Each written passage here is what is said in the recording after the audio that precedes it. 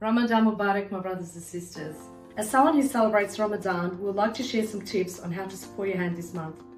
My name is Manon and I'm an occupational therapist at Melbourne Hand Rehab. When fasting, your body changes the way it receives nutrients.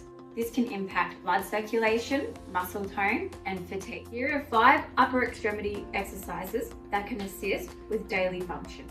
The first exercise is wrist curls, maintaining joint movement and muscle function. The second exercise is finger curls. This benefits stretching of the tendons and muscle belly activation. The third exercise is shoulder shrugs. And the fourth exercise is shoulder rolls.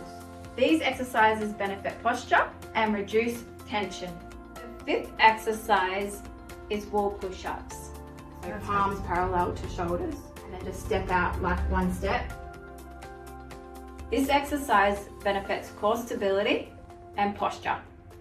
For these exercises, it is recommended to do 12 to 15 reps 3 times a day. May this month bring you peace and blessings. Happy Ramadan.